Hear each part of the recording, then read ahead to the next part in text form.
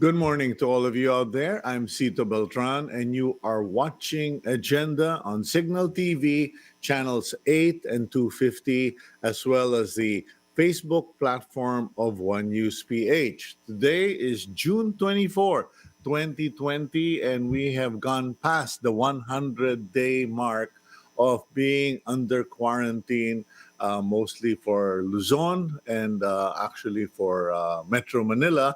So we hope you are all doing well. And please join us this morning. We will have an interesting mix of guests, primarily from the private sector NGO. We have with us, joining us this morning will be Samira Gutoc. If you remember, if the name sounds familiar, you remember that she ran for senator with the opposition, and she has maintained her position as or her efforts as a civic leader in Marawi City, and she has consistently talked about the plight of Muslims in conflict areas. And now she's also been talking about Muslim traders who were stranded all over Luzon, Metro Manila, etc., who are now struggling because they're not really residents of any given area in Metro Manila. And after that, we will be joined by our friend Paulo Alcazaren. Many of you know Paulo as an architect, urban planner, but nowadays it seems he's had to take a shift because of a market demand for planning, given that you really can't go out and do landscape architecture, etc. His efforts are now focused towards planning and helping many local governments who are making the most out of this quarantine period to plan for the future. While they're already controlling COVID in their area, they're now planning for the future, and it's going to be interesting. How do you plan for the future in terms of how a city, a town, or a province is laid out with or without COVID? And finally, we will also be speaking with another friend, longtime friend, David Lim. He's I don't really know. He's president of MySolid.tech. He's held so many positions, I get confused. But he used to be my boss actually when we were working together for Solid Philippines, Sony, the distributor of Sony. And apparently they've come up with a concept. I don't know if it's just a concept. I think it's actually on the ground already on how they plan to help our students all over the country. In the meantime, let's get on. If you're interested, it's going to be about satellite learning. Okay, satellite-based learning. Okay, before we get to our guest, let's get on with today's news. Here are the stories from the front page of the Philippine Star. President Duterte has again vouched for the integrity of Health Secretary Francisco Duque III and other officials as the Office of the Ombudsman launches a probe on the Health Department over alleged anomalies in its response to the COVID-19 crisis. President Duterte said Monday that his people are clean and that he still believes in them. He even said that Duque does not need to steal because he is already rich. Among the issues being probed by the ombudsman are the alleged delays in the procurement of protective equipment, release of compensation for medical frontliners, and procurement of test kits. Criminal and administrative charges may be filed against those who refuse to comply with the request of the Ombudsman and other legal processes, said Ombudsman sorry about that, with the request of investigators and other legal processes, said Ombudsman Samuel Martires. Next up, more modern jeepneys will be allowed to ply the roads today as 9 additional routes in Metro Manila are set to open. Transportation Department consultant Alberto Swansing said 165 modern jeepney units would be added to serve the 9 new routes in the National Capital Region. Last Monday, 15 initial routes have been opened, which are covered by over 300 modern jeepneys. Suwan Singh said that their studies show that this is the number of jeepney units they need, but they will adjust as days pass, depending on the actual passenger demand. More news on the new normal. The Interagency Task Force on Emerging Infectious Diseases, or IATF, has approved the extended operating hours of restaurants. Dine-in operations are now extended to 9 p.m., giving customers more time when eating. The curfew hours have also been adjusted. Previously, it was 8 p.m. to 5 a.m., but now it is 10 p.m. to 5 a.m. However, capacity for dine-in restaurants will remain at 30% in order to implement proper social distancing. In other news, the Supreme Court dismissed the quo warranto petition filed by Solicitor General Jose Calida against broadcast giant ABS-CBN Corporation. This as the franchise in question already expired last May 4. Supreme Court spokesman Brian Hosaka said the High Court junked Calida's request to revoke the ABS-CBN franchise for being moot. However, the case filed by Calida against ABS-CBN Convergence remains pending. Last February 10, Calida filed the quo warranto petition alleging that ABS-CBN Corporation and Convergence violated the conditions of the 25-year franchise. The network went off the air last May 5 after the National Telecommunications Commission, or NTC, issued a cease and desist order. So those are the main stories on the front page of the Philippine Star. And now we go to our guests, and it has always been my concern that our program be a voice for the voiceless. And given today's scenarios, I think one of the sectors or groups in Philippine society that has had very little voice or are not being heard from are the Muslim traders all over Metro Manila who are stranded, and many of them sitting around Naiya hoping to get a ride back home, etc. So we've invited Samira Gutoc to join us. Samira reached out to us earlier. Samira Ali Gutoc Tumawis, former focal person of the Ranao Rescue Team, a group of volunteers who helped civilians evacuate from 2017 Marawi siege. She is also former member of the Bangsamoro Transition Commission. Samira, magandang umaga sa iyo. Magandang umaga po, Cito, at sa lahat ng One News viewers. Assalamualaikum. Okay, now June 20 was World Refugee Day. Was there cause for celebration? Do you feel that yung World Refugee Day had an impact or significance here in the Philippines, especially since marami pa ring refugee dyan sa Marawi and parts of the Philippines? Sadly, Sir Cito, there's no IDP rights bill yet in the Philippines. Despite that, as early as 2001, we're number 3 in IDP displacement in Asia and even in the world. So there's 300,000 individuals as of April. The Mindanao dashboard with the United Nations data shows that not just NPA conflicts in Mindanao, but also offensives that have been aggravated by continuing operations on anti-terror here in Mindanao. So our call, Cito, is that number 1, you need to pass IDP rights bill as a prerequisite to an anti-terror bill. We need protection refugee or internally displaced persons protection mechanisms in place. There is no focal for IDP rights in the National Task Force on COVID, noting that the World Health Organization ay sinabi niya ang pinakamalaking vulnerable ang evacuation sites. Right now, wala pong imunisasyon, sanitasyon, tubig, hindi po regular, Sir Cito, which is provided for by the UN Guiding Principles on Internal Displacement. We are not compliant, Cito, sadly, with international documents on IDPs. Yeah, but from what I've been provided by the team, 2016 pa raw may batas ng sinusulong dyan sa Kongreso.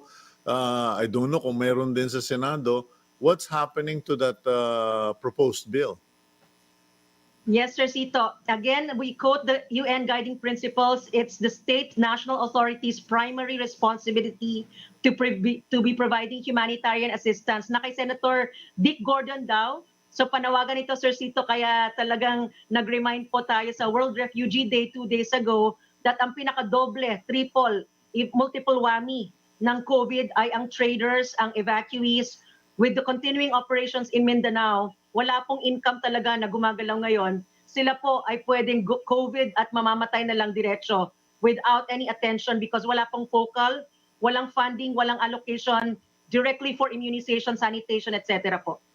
Okay, now, ano bang kalagayan or what is the situation of our Muslim brothers and sisters? Kasi, alam mo, bago nag-COVID, tuwang-tuwa kaming lahat. Oh, punta tayong Green Hills, bili tayo ng cellphone, pagawa tayo, bili tayo ng malong, etc. You know, parang you were the Muslims were a go-to place or sector para mamili. Pagkatapos biglang nagkaroon ng outbreak ng COVID-19, may namatay na Muslim doon and then suddenly parang wow, biglang nag-disappear lahat at nagkalimutan na do you have any idea how many 100,000 or whatever Muslims there are in Metro Manila who have been displaced? 1 point po, isang dagok po yung pagkamatay shooting ng isang kapitan dyan sa Quiapo Islamic Center or sa Quiapo, Manila. At doon po nakahouse yung napakaraming refugees or IDPs dyan sa Quiapo, Manila beside Islamic Center. So there are an estimated, with NCMF sana po, yun ang panawagan din, there should be tracking, there should be an app, there should be reporting of what is the IDP numbers, accounting of their situation. There are thousands po, if not in Green Hills, we do have an estimated 3,000 or so.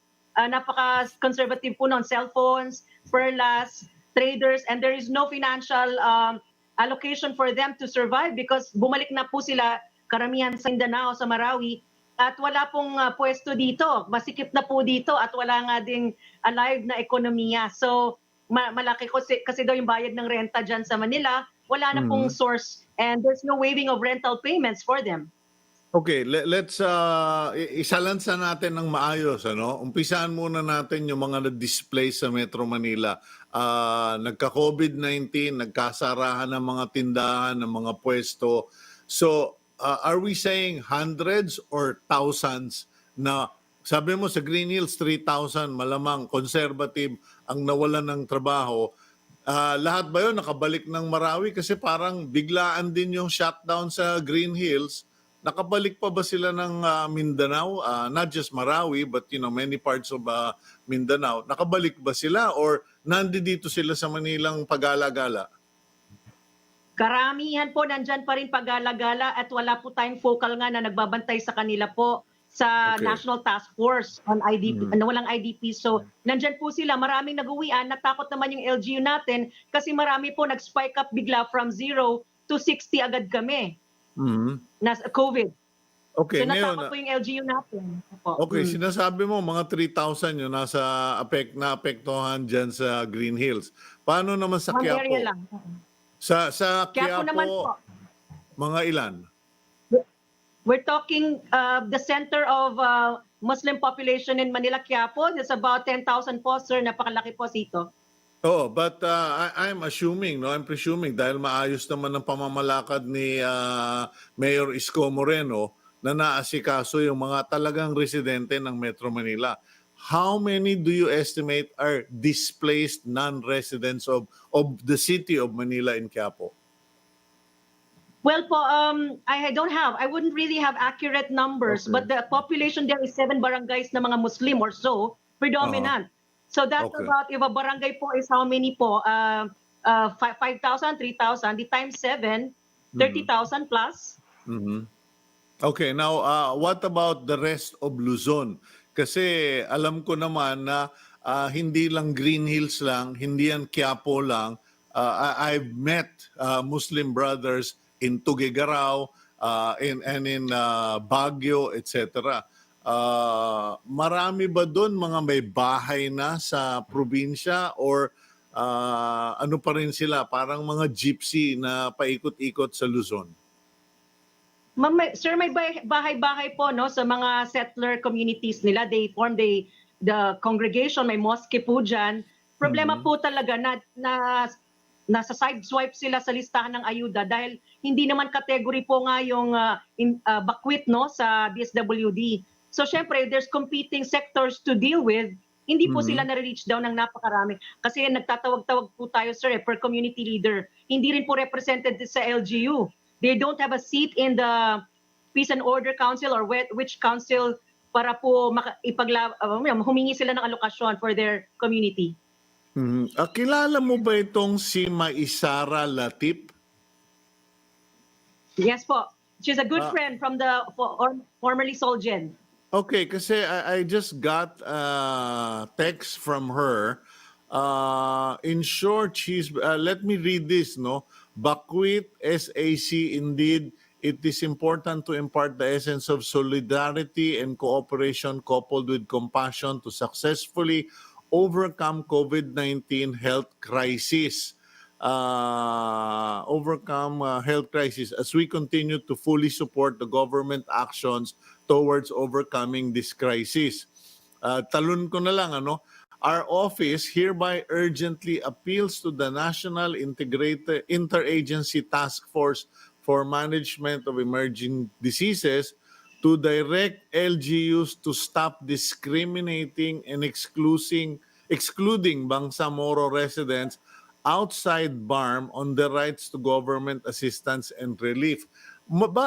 Itong sinasabi ni Member of Parliament ba, ibig sabihin ng MP? Kasi Bangsamoro, hindi ba? Yes po. Okay. They've been trying to reach out Yeah, go ahead. Kasi and tell parang she's basically saying na merong discrimination and exclusion of Muslims outside the Bangsamoro. Ano ba yung mga nadidinig nyong report? Kasi nga po may viral videos na lumabas sa Bangsamoro Facebook Watch na may mga nakalinya na po daw yung nakalinya po, nakita ko nga po yung Manila vendors na yon or mga Maranao community, and then naubusan po nung dumating sa kanila. So they felt na bakit pag sa amin po wala na. So Mhm. we submitted that naman to Mayor Yorme and he tried to reach out nga po, pero hindi nga po na lahat na agapan. Mhm. Ayun, I mean, that's kumbaga nagkaubusan. Pero iba yung na-exclude, iba yung hindi napapansin. Wala pa rin ba? Kasi I remember the last time you and I talked on the program, we already tackled that problem that the Muslim community must be recognized and must be someone must be part of the IATF, because it's a separate culture. You have a different way of doing things. Wala pa rin bang nasasama o naimbitahan sa mga kapatid na mga Muslim? They a slot for the Muslim Commission, and I think the BARM has all, they stand as resource persons po, pero they're not a voting seat. They're not, they don't have, I think, a voting seat po sa IATF. They are resource persons. Ay nako, di tinatanong, hindi kasama sa mga nagdidesisyon, in other words. Yes, sir. That's our call. You must Okay. stop the conflict first. Stop offensives muna, address protection of vendors and facilitating services, livelihood assistance to them before you even pass an anti-terror bill. Bakit ganyan ang priority? Okay. Well, I think we're now jumping into politics and issues, no? So, I don't want to touch that, to be very honest. Kasi parang syempre, yung anti-terror efforts of the military, kailangan ituloy yan. I support that, no? But as far as the discrimination, exclusion, nasa Iligan ka right now, correct? Yes po. Okay, That has what is kasi po, yeah. what is the situation there? Kamusta yung kalagayan? And I'm sure ikaw ba nakakapunta ka dyan sa Marawi? Yun nga, yung relief operations po kasi limited talaga po to BARM and there is no humanitarian focal nga nationally kasi nga wala pong pondo nga yung BARM for outside of BARM. So we're telling Aha. hindi naman obligasyon ng local governments ng mga nandoon yung mga bakwit outside of BARM to take care of us na mga kababayan nandito sa mga evacuation sites in different parts. So in Okay. Iligan City, there are 3 pregnant women in this evacuation SLUK school at wala po daw silang kasiguraduhan saan sila kukuha ng pondo nila para manganak. So we connect that to anti-terror ko kasi po, pinasukan po yung isang bahay po dyan kasi sa Manila and yun ang kinatakutan nila na parang without nga protection to them, nare-raid po yung mga bahay, yung mga bakwit na nga sila. Yung naging issue last week na Yes po. nagkadamputan, naging issue kasi sabi ng Yes mga po. pulis, drug operation. Sabi naman ng mga Yan ang connection. Muslim elders, walang warrant ni hindi pinakita, etc. So now, bali lumalabas ngayon doon sa community or what you're saying, baka naman anti-terror operation yon na ang nangyari na-terrorize yung community. Okay. Ang tanong ko, Samira, what options are there? Because I understand the BARM officials, sako pa rin nila lahat ng mga Muslim, kahit nasa Tugigaraw, kahit nasa Apari, sako pa rin nila kasi Muslim yan. Pero wala silang Hindi pera. po. Now, Hindi po nila paano? sakop po. What do you mean? Ang sakop po kasi, Sito, there's no office within BARM kasi wala pang admin code sila. So therefore, there's no structural officer in charge for BARM outside of BARM. Bangsamoro outside of BARM. So walang tao, walang parliament member representing the BARM outside BARM or an office. So wala silang pondo na na-allocate for BARM outside of BARM.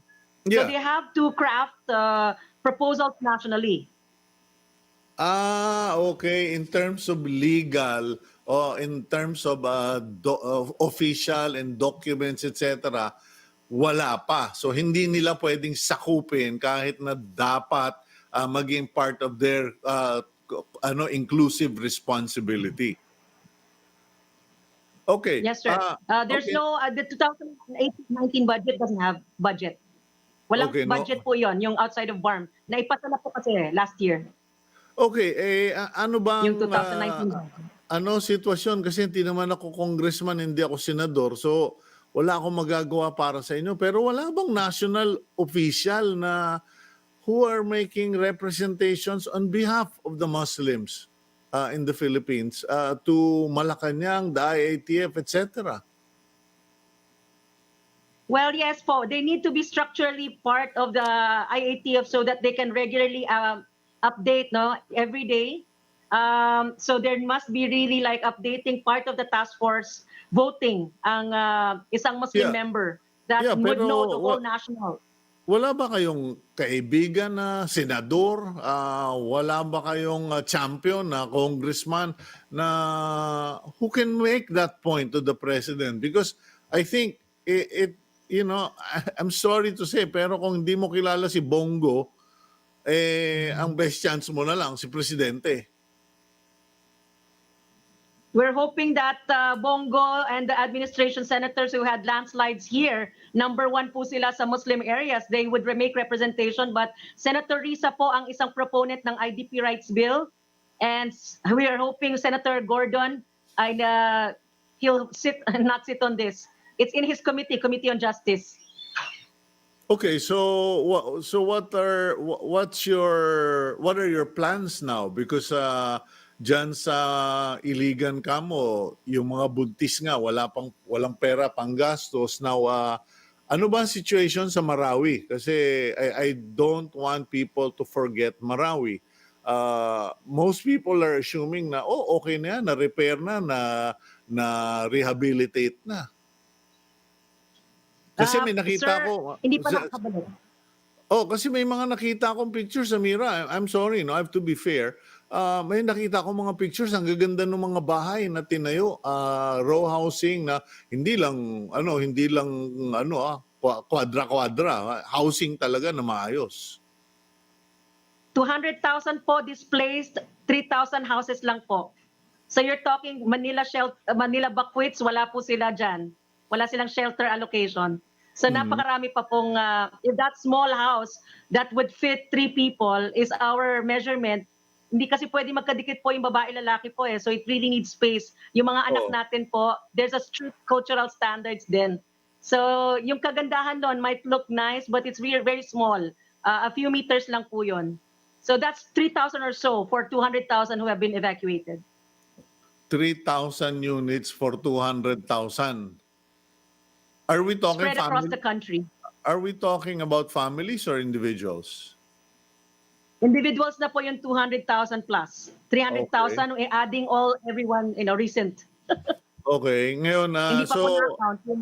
anong plano ninyo, magagawa ninyo? Because at the end of the day, Samira, I think it's really up to the BARM to push for inclusion in the IATF. And there in Marawi, I guess, and I'm sorry to say this, parang you're on your own if a government can't get down on the ground because of all their headaches. And we have to be fair, sobrang daming sakit ng ulo. Wala bang representante ang gobyerno dyan sa Marawi? Wala bang official?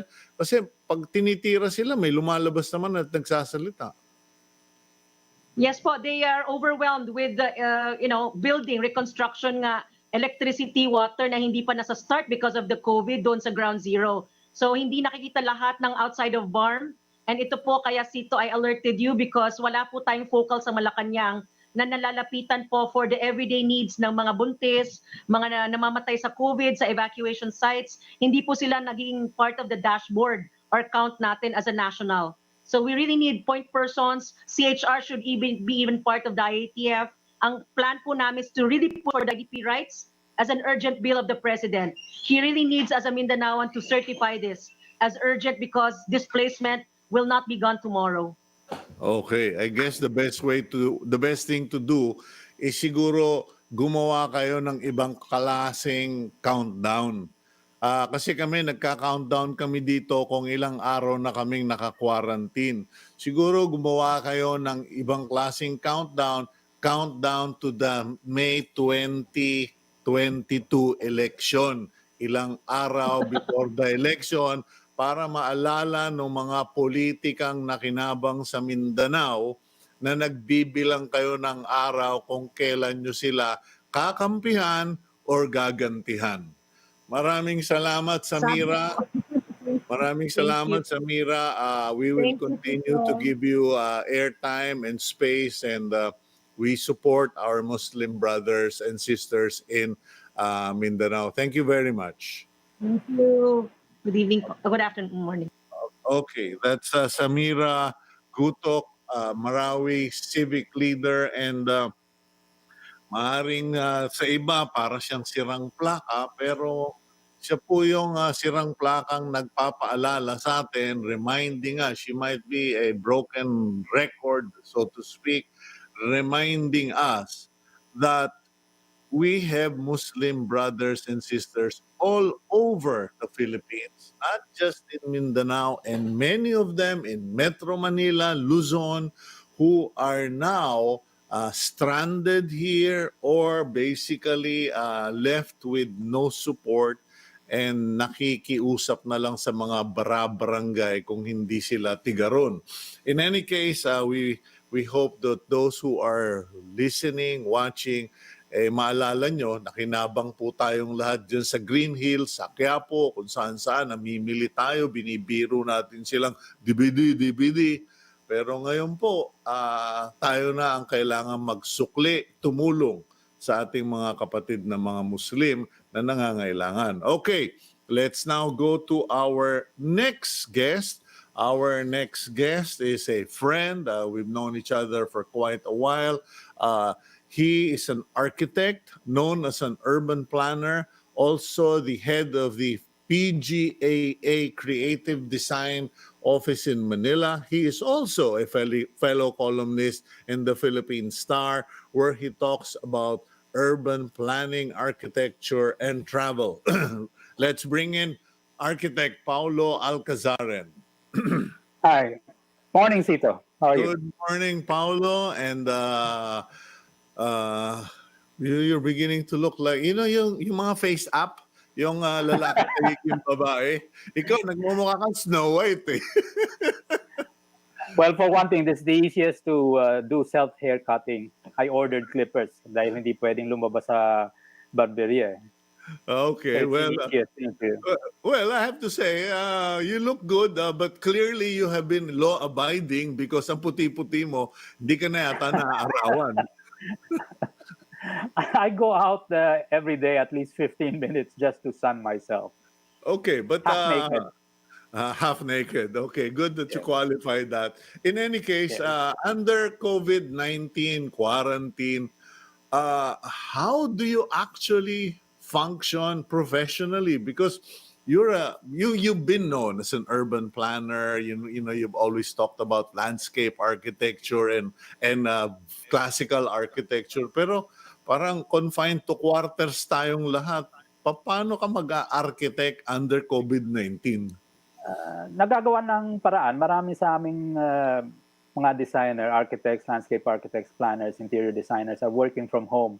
So a lot of my friends have gotten into that digital mode na karamihan ng design staff namin, they have laptops or we've allowed them to take home their PCs and we've networked. Most of our work is, of course, creative design, so it's things that you can do on your laptop. The only problem with the part of our work is having to go to sites.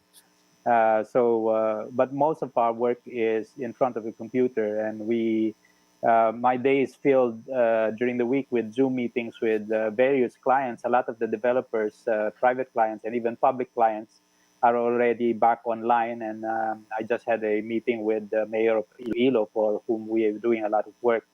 And Zoom, and so the only problem really is the Wi-Fi connections, and I hope that can be improved as part of the moving forward with the new normal. Is digital infrastructure needs to be enhanced also, but Yeah. we've been able to work. How do you run your office? Because you have quite a large office of designers, planners. Paano yan? Are you going to give up the office already? Are you still maintaining a physical presence? Yes, yes. Most of us have offices. We have a skeleton crew coming in 3 times a week, 4 or 5 people, just to do admin work and things that need to be physically handled. Like some drawings need to be printed, so we can't do that digitally. For submissions, because like we do a lot of work for government, and they require some physical submissions of drawings, so that has to be done.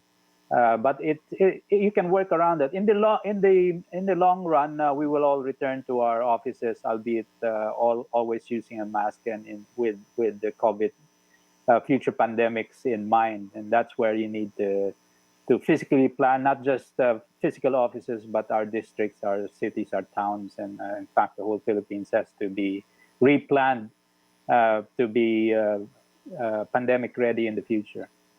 Okay, given all of the challenges that you've faced in the past year, I really tried my best not to disturb you, but recently you came out with a statement article regarding the need for more parks to be developed, especially now. So I said, "Wow, great! Paulo is back in fighting form. I need to interview him." But what exactly have you been up to professionally, and then just bring in these ideas about parks, because we need parks. I have been an advocate for public parks, and now that seems to be more important as ever.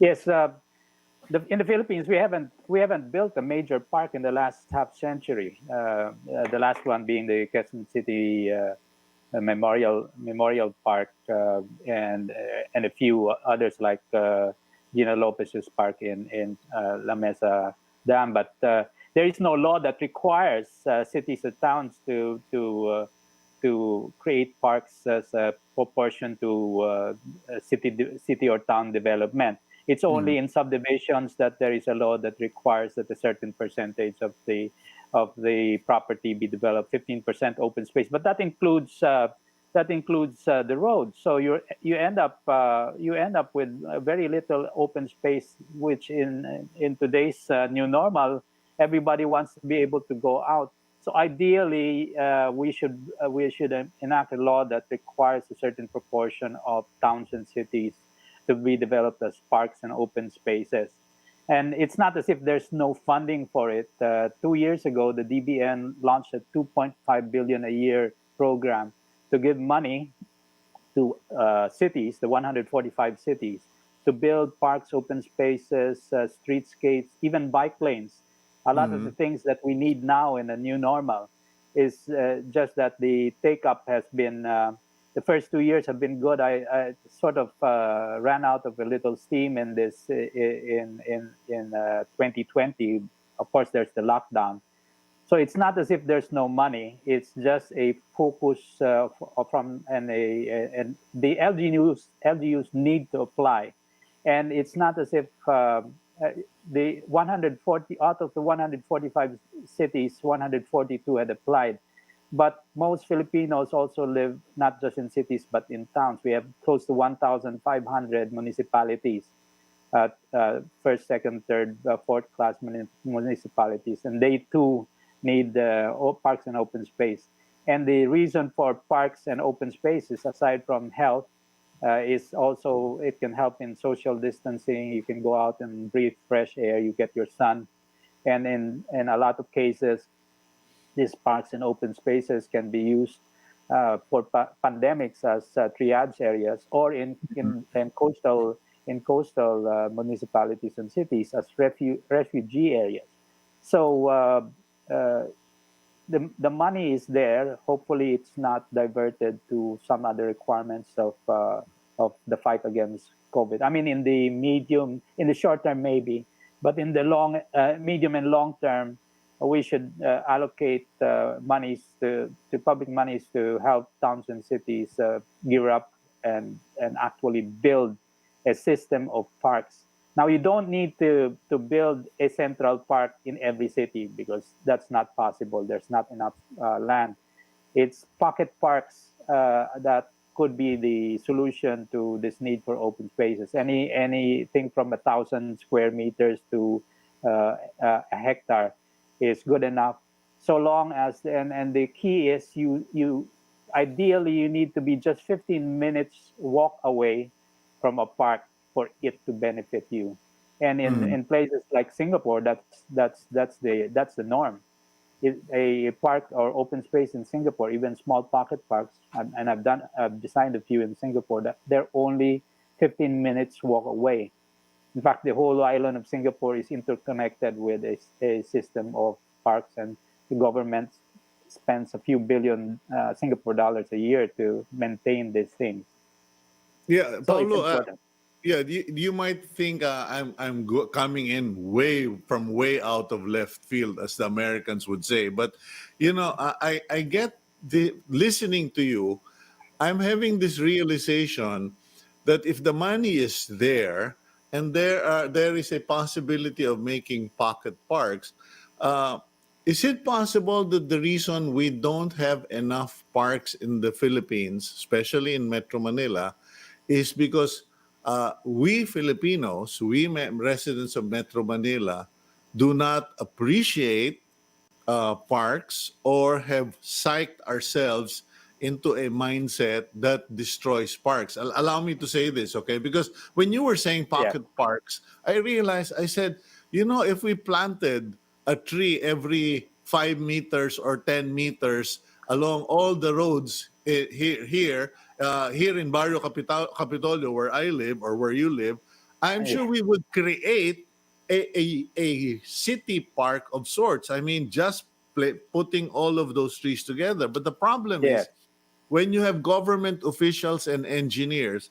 who are against trees because trees have leaves and leaves And they fall to the fall. ground and they block the drainage because No. residents cut trees because they say aakyatan kasi ng magnanakaw and Yeah. because we are dependent on street sweepers na Yeah. pinapatay yung mga puno, then we are the problem. We are the reason Yes. why there are no parks. Well, it's a cultural thing, and because of the attractiveness of the malls in the recent decades, people have gone to these places instead of enjoying open. But of course, now everybody is appreciative of open space. Everybody wants to go to a little park somewhere so they can run free and do their social distancing. Yeah. I think things have changed. And speaking of Barrio Capitolio, in fact, a large area in the middle of it was designated as a park, except that the developers got greedy and cut them up. The area around the amphitheater, all of that was park. And really, the maintenance goes with anything that is designed for the public. And that's one word that is not in the vocabulary of most government units is maintenance. They would rather have things deteriorate so that they can build again for I don't know what reason. So maybe they want to spend money again instead of maintenance. But in fact, maintenance ensures that the investment in that public space is maintained. The best example nowadays is, of course, Iloilo, and we designed for them an 8-kilometer esplanade, which you see on your screen. And that has been constantly maintained since it was completed in 2015. So you have 5 years. If you involve the city and the citizens in the design and the building of these things, as the Ilonggos have, they embrace this space, they enjoy the space, and they make sure that it's maintained. Now, it's not as if there's no technical expertise. We in the Philippine Association of Landscape Architects and the Philippine Institute of Environmental Planners are offering assistance to LGUs. In fact, we have made a joint publication to assist LGUs in identifying spaces that can be turned into zoned into public space and open and parks. And the park design is, of course, the realm of landscape architects. So again, the DBM has sought our expertise in these two fields to be able to address the technical needs. So there's no excuse not to be able to design, for one, and to build these parks. It's just that it needs to be embedded in future plans, and we need to retrofit our towns and cities to find these opportunities for open space, to plant those trees, as you said, that we all could use, and to therefore be prepared in the future for all of our needs. Do we actually now have a law? Because I was also speaking to a landscape architect just before COVID shut us down, and she was sharing, and a number of other people. I think some of your associates were also telling me that in the Philippines, there we need to change the system so that we start planting or replanting trees that are Philippine. Number one, Yes, the native tree. the native trees, and number two, bring back the fruit trees to the urban setting. Kasi isang Yes, dahilan urban daw farming. kung bakit hindi na minamahal ng Pilipino ng mga bata yung puno. Ikaw, you and me, we spent a number of summer days, I'm sure, climbing trees, trying to pick santol, guava, Yes. aratiles. But Yes. sorry, during the time of martial law, they replanted with all of these Ipil, yeah. ipil, fast-growing, non-native trees. Yeah. That's true. I Ma'am, mean, there's a shift. There's a shift to native trees, and various groups, including the association and the Association for Native Trees. They're pushing for endemics. The problem is, of course, supply, and we have to change the nature of how we produce the trees for urban settings. A lot of our tree suppliers still are growing ornamentals that are introduced.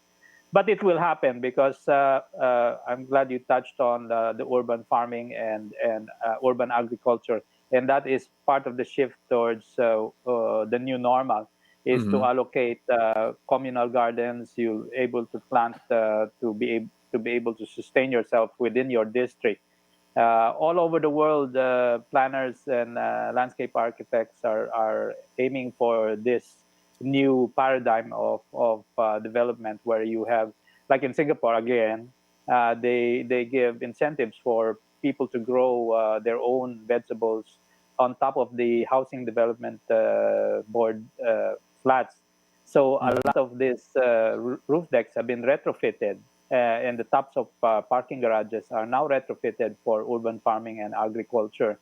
So and everyone now appreciates the ability to harvest tomatoes every few weeks from your own small garden. Yeah, actually, I just had kangkong miso Yeah. soup the other night from my roof garden. We had pechay and sinigang with pechay. And I now have actually 20, believe it, it's insane, but I'm going to try it. I have 20 banana trees on the roof deck. 20. Oh my God. 20. I call me crazy. I have 20 calamansi. It's a small roof garden. But anyway, Sure. sorry. I I know just you. want I just want to encourage our viewers na kaya Yes. nila. Kaya Okay, yan. Kaya yan. so okay, now you professionally kasi you gave me so much of your time this morning, but professionally naman yung business mo, yung kabuhayan nyo, what is your company doing in terms of service or uh, products to all these LGUs? Yes, our company is essentially planning and landscape architecture with urban design in the middle. And a lot Mhm. of our clients now are local government units like Iloilo, where we've been involved since 2013. But right before lockdown, we're doing work for Ilagan up north. Isabela. Yes, and also right before lockdown, we were in talks with Mandawi and Cebu, Jensan, and even some Wanga. But these are related to either city planning or the Green program for parks and open spaces. And Mhm. hopefully this will push through. I mean, Ilagan is pushing through. I just spoke to the mayor of Iloilo to pursue. We just completed the conservation master plan for the historic core, and all of this is planning towards heritage conservation and Mhm. the improvement of public open space. And Mhm. even though tourism will take a year or two to get back, improving public space is not just for tourists but for locals. If you're able to increase or enhance the capacity of open space to accommodate local citizens so that they can Mhm. go out and breathe the fresh air and get the sun, then it's well worth it, even if tourism Well, is longer term. I guess it makes sense, Paulo, because you know we've considered Lipa City our second home, and in 30 years, it just grew phenomenally so Yes. fast that the progress overtook Yeah. the facilities, the streets, etc. So ngayon, ang pinakamalaking problema ng Lipa, traffic. And now they have to figure out how to reroute Yes. everything. I think same with Well, I Baguio. agree. Yeah, I agree. And it's a good thing you brought up traffic, which is Mm, actually just a symptom of a lack of a comprehensive transport system. And okay. then what the necessary ingredient in all of this is fast growth is planning. Now, Mm, all towns and cities have to do a comprehensive land use plan every 9 years, except that the process is so long that by the time they it gets approved by the Sangguniang, mhm. the factors have changed. It's things have outgrown. So the trick with planning is to be able to plan well ahead and to stick to the plan once you've set it. Except that Mhm. politically, of course, every 3 years, if the administration changes, then that puts a wrench into into the works. Now, Lipa and other so-called secondary cities, everyone is secondary compared to Metro Manila or Metro Cebu or Metro Davao. They actually, just like Iloilo, have a better chance of addressing problems like transport traffic, crime, and uncontrolled growth because they are smaller. There's no excuse if you have planning to be able to anticipate these things. That's where, and the problem 10 years ago was the lack of environmental planners or licensed planners, which has been addressed only in the last 3 or 4 years by requiring the heads of their planning offices to be licensed, registered and licensed environmental planners. That's only happened in the last 3 years.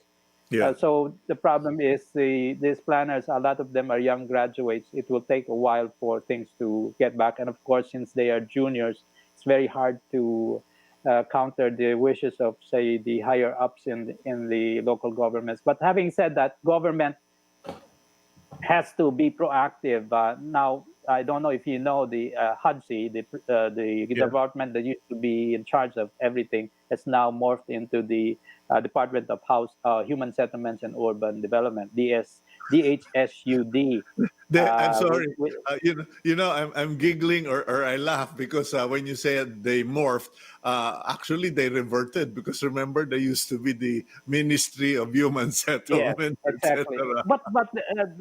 That's a case of throwing the baby out with the bathwater. A lot of the planning frameworks that were set during the martial law era were actually good. It's just that the officials were the ones that didn't make it happen. Yeah.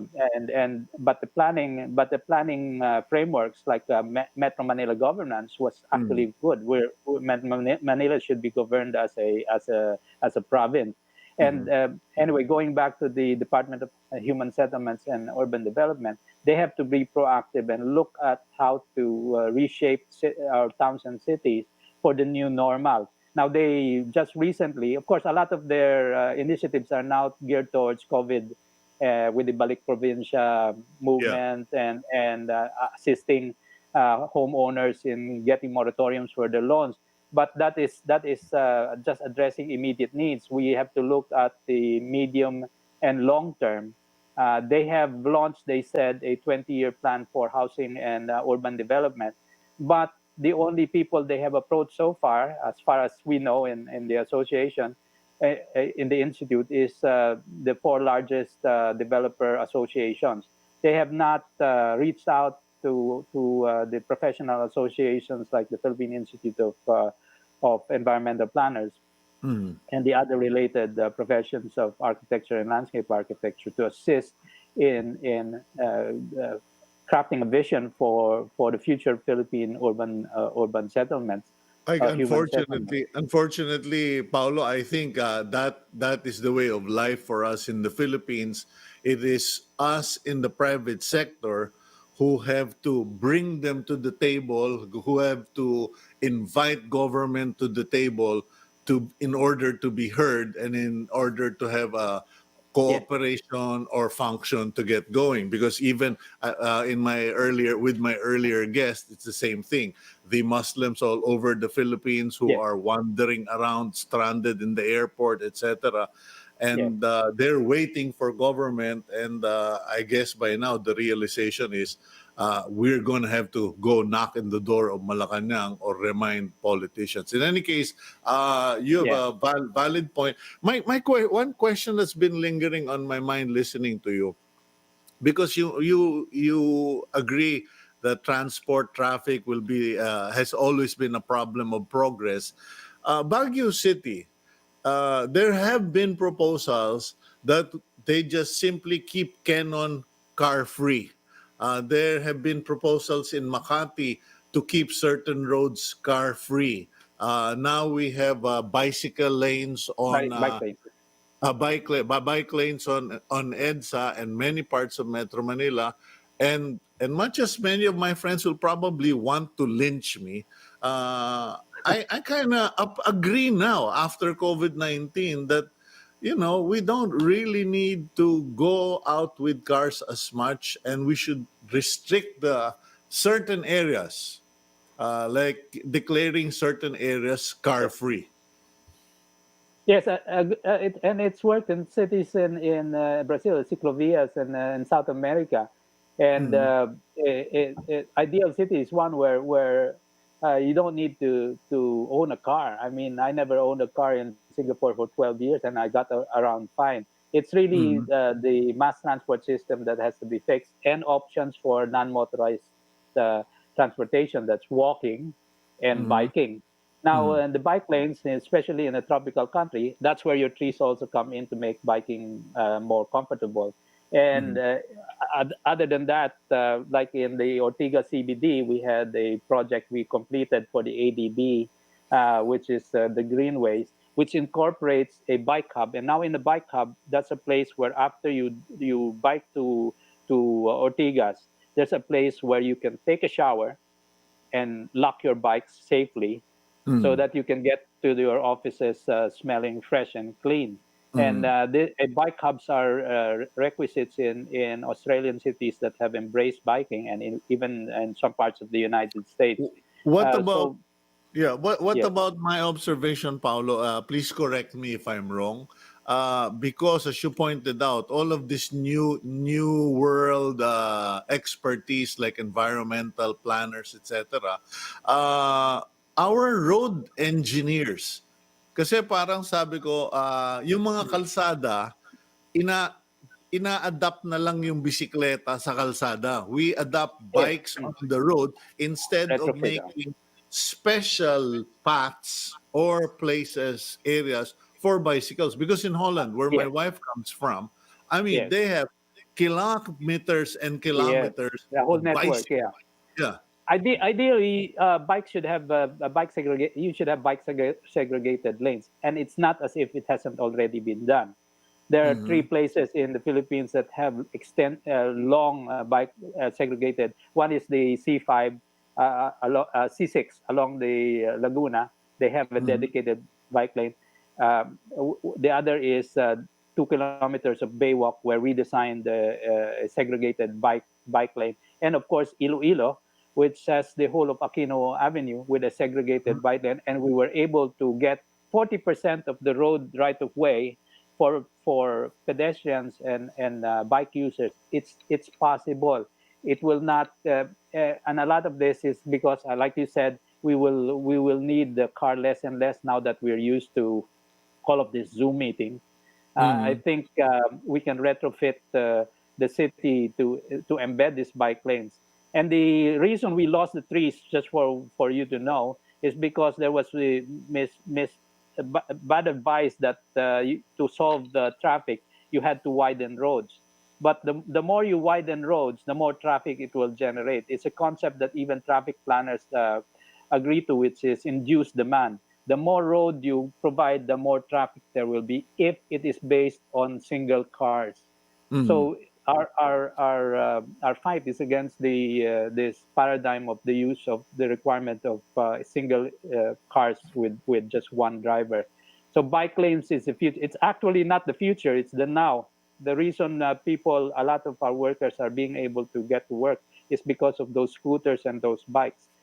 Just before lockdown, we in fact did a plan for Congressman Allen in Quezon City for bike segregated elevated pedestrian and bike lanes for the whole of Katipunan, so that people getting down in Aurora MRT will Mm-hmm. be able to get to all of the universities and the subdivisions there. So I believe that once things get back to normal, governments will look at rechanneling funds and repurposing roads and looking at all of these things that we should have done in the first place. Okay. Well, we've run out of time. I actually need an hour with you, Paulo, because it is so refreshing and educational to exchange ideas with you. And we do hope that we get a second chance in this, and we can discuss in more detail, so that our friends in the LGUs outside of Metro Manila can start thinking now is the time to plan Yes, before yes, they plan. get overwhelmed by progress. But one Okay, last thing before you go, it's I have to go mention ahead. one other thing, two other things. One is health and the need to be able to place our hospitals in proper places, and two is food. And this is the food distributions. These are part of planning. You have to plan to provide health facilities and access to food, not just your vegetable gardens. And that's Mhm. where a lot of our city and town plans have gone awry. Is we need to plan everything holistically. Okay, you need to promise me you'll come on board for a second episode because Sure. that's important. Because I was just speaking with the mayor down south, and I told them stop importing your pork from other provinces because there's the disease and there is the dependency factor. You need to have your own pig farms in your own place. Anyway, I'll speak with you in the very near future, and I Yes. really thank you for giving us your time and expertise here on Agenda. Thank you very much, Paulo. Thank you, Cito. Thanks for having Okay, me. that's architect Paulo Alcazaren, and he is one of the few people in our society who has been consistent in his belief for planning, heritage preservation, etc. And I really admire the guy. And we'll go for a break now. After our quick break, we will bring in another friend who is proposing a project to government that might solve and elevate the education platform or means of educating our kids in time of COVID here on Agenda.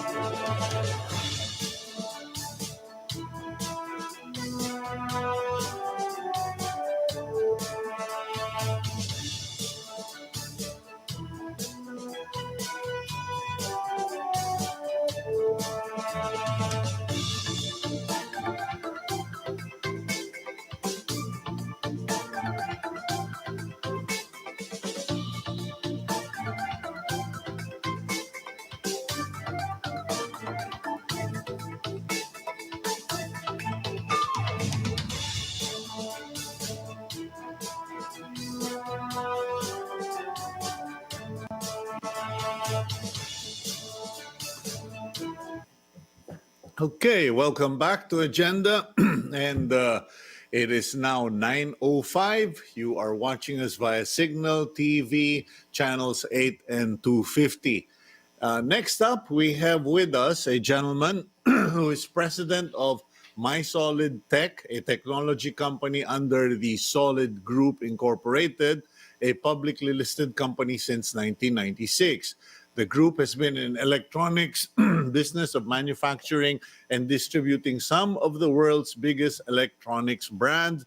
Let's bring in David Lim. Good morning. Good morning, Cito. Good Long morning, time no David. see.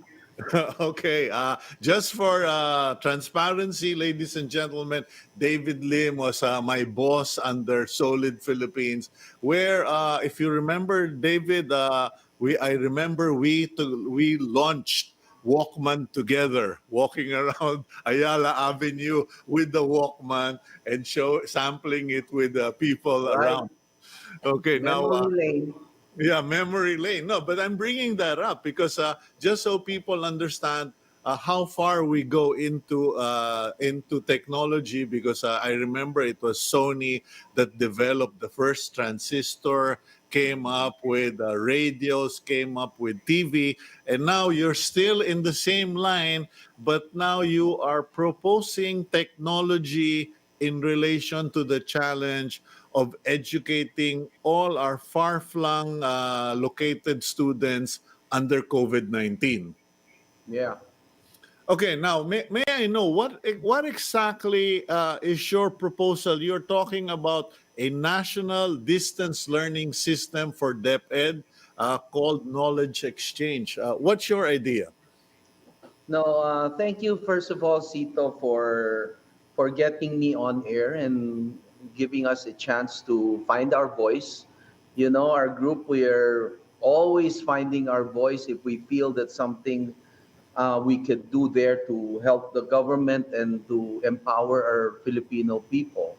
What worried me was when I saw solutions being thrown to the president on using tablets and internet, and worst of all using radio. That's practically 1950s technology.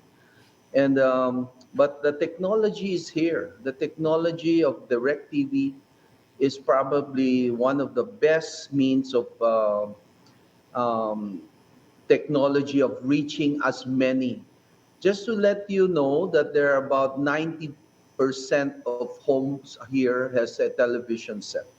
Mm-hmm. The technology of direct TV, all you need is a TV and electricity. And the setup boxes that you put there can go as low as less than 1,500 peso, much cheaper than what they're proposing using tablets, right? I've been getting a lot of requests because I also launched my phone a few years back, and we're known to be a massa phone, and definitely tablet is in that same line of product line where every governor and LGU, even the churches are calling me for tablets, and I'm sort of worried because I've been working from home. My group has been working from home for the last 3 years because of the traffic situation, and not one meeting I get a decent connectivity. Not one meeting, I get a decent connectivity.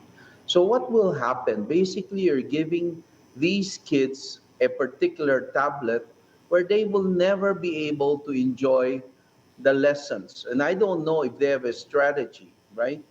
So, Mm-hmm. what we're proposing is that actually the government, it's time, from the time of Gloria Macapagal, they were talking about a national broadband network. And this is my contention. Broadcast and broadband will coexist in the coming years. And our NTC is practically so telco centric that they've forgotten about broadcasts. And broadcast is the ideal, DirecTV is the ideal platform because we have 7,000 islands. It's practically impossible to wire everything. Mm-hmm. It's impossible to wire everything. Where DirecTV can reach I can do a demo in a week where we can send a signal to, to Tawi-Tawi or to any far-flung area where the knowledge exchange is a suggestion that the government take this particular opportunity and build a world class knowledge center rather than putting up just to survive, wasting our taxpayers' money in something that is only looking at 1 year or maybe 2 years, depending on how the coronavirus feels, If Mhm. we decide to leave in a year, it seems like they're only looking at that solution, whereas the opportunity is now. This proposal that I'm doing was Mhm. submitted by our group.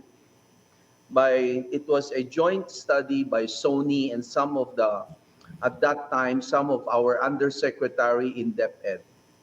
And at that particular time, and up to today, Cito, Yeah. our teachers are the weakest link. Our teachers are the weakest link. Mhm. We designed this whole concept 25 years ago to empower our teachers with mentoring using direct TV. They will be looking at videos the way the best teachers will be teaching the lesson. Here, we always look at education and broadcast as entertainment. You cannot just put a teacher on screen and expect them to be a great communicator. You need coaches. You need trainers teaching them how to communicate on TV. But here is the most important. The main objective of my proposal is that anything that the government spends should be democratizing. It should be democratizing. Democratizing education means that the most people, that nobody is left out, Zito. Okay. Whether you're poor, you're rich, you have the same quality curriculum and the Mhm. same quality teachers that will be facing you every day and teaching you. And at the same time, during this particular period, there are people who ask me, what about the teachers? We have 800,000 teachers. I said, this is the time to coach them, to teach them, to put up not just a teacher's camp, but a teacher's knowledge exchange, wherein we can really build the best teachers there with the best coaches teaching the 800,000 teachers. As you know, everything is garbage in, garbage out, right? Yeah. 25 years has passed and our standard has not improved. And maybe thanks to COVID, if this suggestion gets approved, I think maybe there's a chance that the Filipinos will have not only great students, but great teachers that are not only teaching the Filipinos, but maybe including other countries. Let's No? let's clarify one point, David, because you mentioned the term broadcast, and in the Philippines, when you say broadcast, they basically think Channel Two, Channel Five, Yeah, Channel Seven, but you're saying direct TV. yeah. Please explain direct TV to our viewers. Cito, direct TV or direct to home, this technology has been there for a long time. In Hmm. America, it's also a technology that is evolving in developed countries. It's dying, because on developed countries, their broadband infrastructure is very robust, Mhm. very stable. So, but in the Philippines, we're practically 20 years behind, Cito. And we This are technology 7,000. We are also yeah. 7,100 islands. This technology uses the satellite. It Mm. uses a satellite and it uses the KU band. No, when we were in the satellite business years back, there was only the C band. Now the KU band actually, Signal is the leader in KU band. It Mhm. requires a simple setup box connected to your TV with a small dish. Like I mentioned, this particular setup will not cost the government 1,500 pesos. But you can roll out. You can roll out through the dealers on mobile phone or electronic dealers where people can pick up the setup box and do it yourself. Mhm. We could roll this out in a matter of 3 to 4 months rather than forcing ourselves to go on air on August 24 because it says it's the first day of school and then rolling out a system that is um, very insufficient Mhm. and And again, it pains me as a taxpayer. Cito, I'm not selling anything. I'm Mhm. just proposing to the government what we proposed 25 years ago. Build our teachers, but at the same time, because of COVID, that students can learn what the teachers are learning in school. No? And again, the technology is there. No, again, when you talk of technology, Cito, that's only the hardware, correct? Yeah. So, The but I, software, I the I think software, I think, David, that's important that people understand that because yeah, with the satellite system or using a satellite technology, we can have these satellite dishes, which is actually they're already all over the Philippines, but they are for entertainment. We can correct. use the same thing for all the 30,000 or 40,000 barangays and public schools, put them all there and they're democratized, as you pointed out. So Yeah. hardware is there. The setup is fast and easy. Not as fast as August 24, but by the year's end, we will have all of the technology in place. All of the household, 100% of household. This is where I'm leading at. Again, you have originally four direct TV companies. One of them is dead, right? And he was the original. Today, we have the three remaining satellite company. They're all private. They're Mhm. selling only cable TV where programs, again, so I'm suggesting who does the government give the subscribers to? It's going to be a big fight. Signal is going to say you give the subscribers to me, and then global satellite they say why are you giving it to them? And you have Mhm. Sky Direct TV also has its own platform. I Mhm. said this is the time for the government to put the first public broadcasting superhighway. When I say public, I don't compete with these three. Let them fight it out with the commercial. When I say public, it means that education, Cito, is just part of it. Mhm. We should put agriculture there. We should put sports. We could do health. We should put what Joey Concepcion is doing on Mhm. livelihood coaching. That's why Mhm. I said knowledge exchange. It's not only education, but other knowledge is education. And for the first time, I think the government will be able to have its first public broadcasting superhighway. In America, they have what they call PBS. It's all public. It's, Yeah, the and the public broadcasting system. right. So the Philippines needs one because the commercial channel will never give these content a chance because it costs money. You have to Mhm. pay for you have to pay for the satellite uplink, right? Yeah. Each channel there is a satellite cost to it. You think the private sector will give it for free? Only the government can do it. And it's the only system that can empower. Well, that's interesting, David, because I mean, if you go to UP or the DOST, we've actually launched our own satellite. I mean, okay, it's a small box, but we've already done it. So Yeah. how impossible is it for the Philippine government to put up a satellite or uh, No, enroll one? Cito, Yeah. what we have in terms of satellite is child's play, right? When you Okay. talk of a satellite, you talk of a really huge satellite. You're Mhm. probably talking a satellite that will cost minimum of 500 million US dollars, Okay. right? Yeah. And there are enough of satellites out there for us to lease just transponder spaces. Okay. Like if I'm to put grade 1 to grade 12, it will probably cost me 1 year 50 million. That's it. It's a fixed cost. Unlike internet, it's a variable cost. It's the more you consume, the more you pay. Mhm. Here, it's a fixed cost. There are questions, Cito, they ask me. What about interaction? I said, what is the interaction they're looking for in a time of pandemic, right?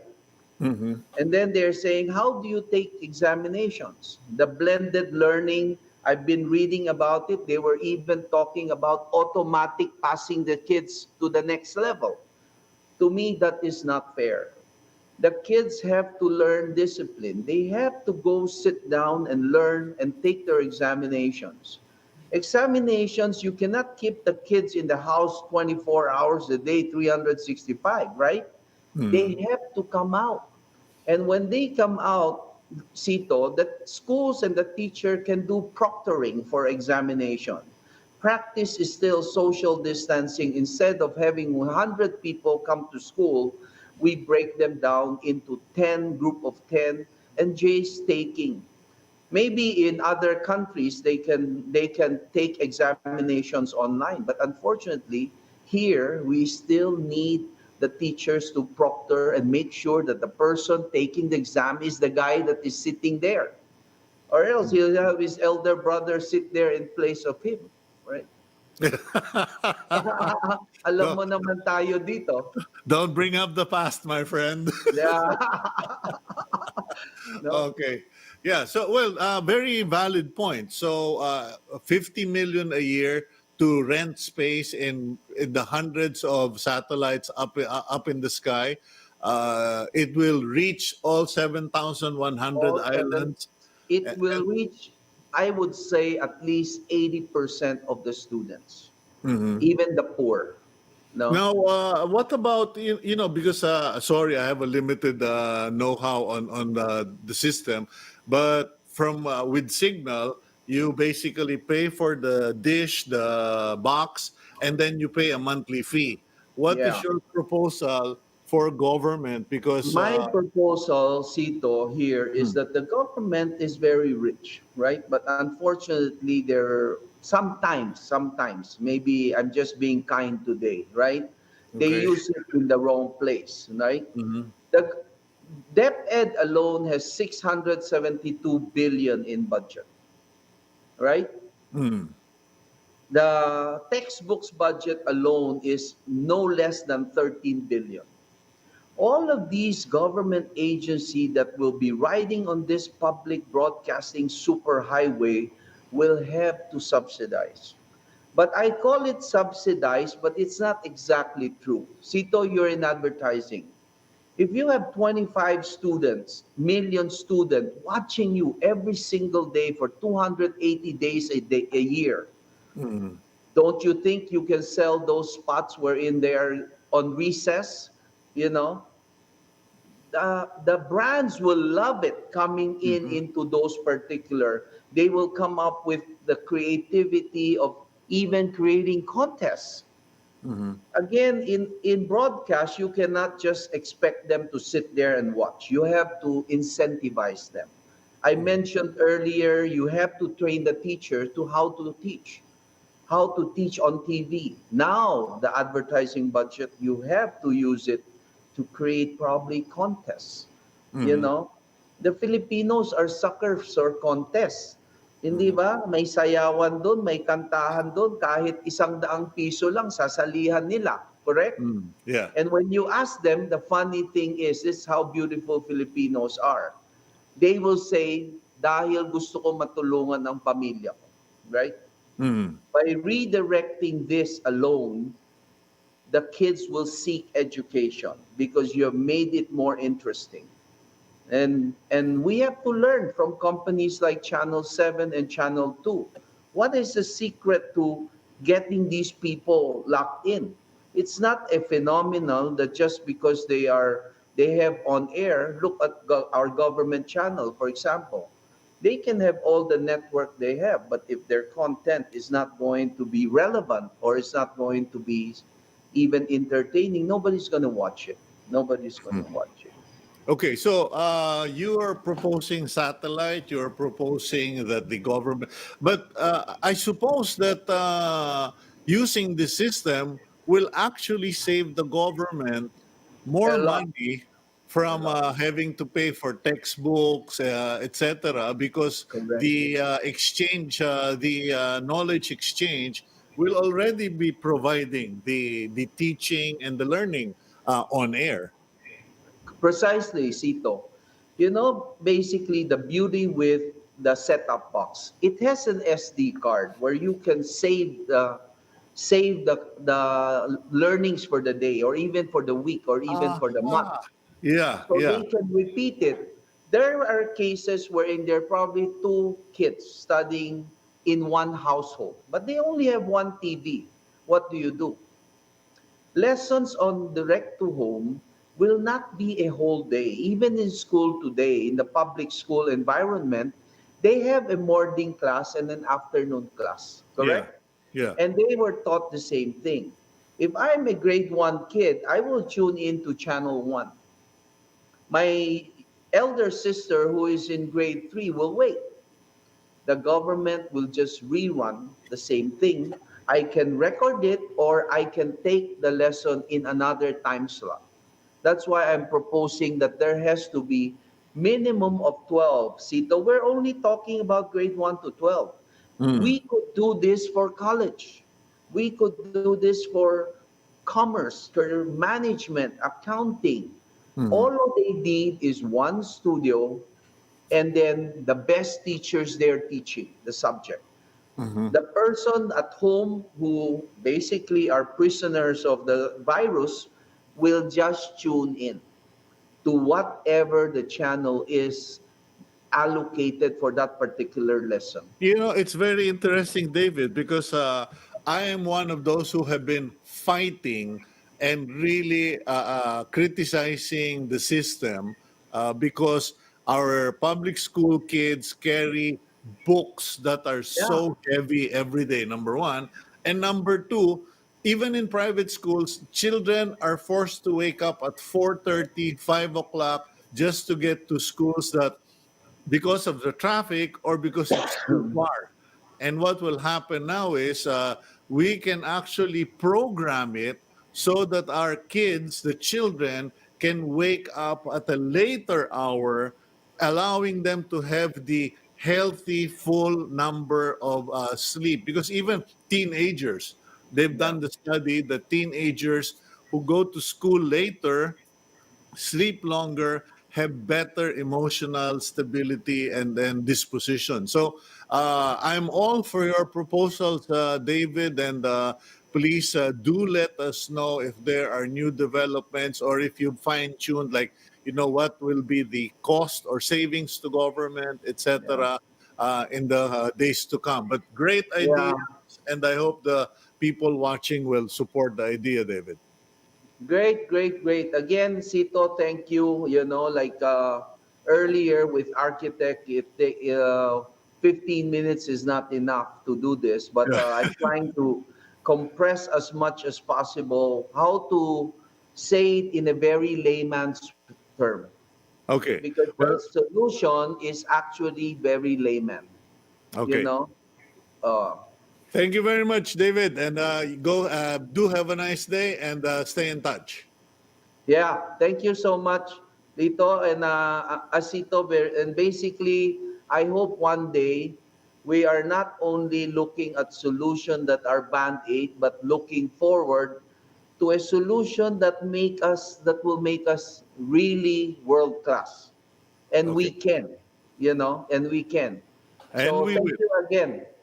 Okay, thank you, David. And that's our friend David Lim, of president of MySolid.tech. And those are very interesting points for President Duterte, Secretary Briones, and Congress to consider, because it's not just a temporary solution, it is a proposal that could propel us to a new way of doing things, a public broadcast system, a knowledge exchange center, and democratized education and information dissemination that is not propaganda, that is not government fed, but really high class, high quality. Who knows? We could be better than Singapore if we just put our minds to it. Thank you for joining us today. That's Agenda on June June, what is it today? 24, 2020. Thank you very much. Have a good day. And don't forget to pray. Don't forget to express your gratitude to the Almighty God and be a blessing to your neighbor, to your loved ones, all the rest of the day. God bless you.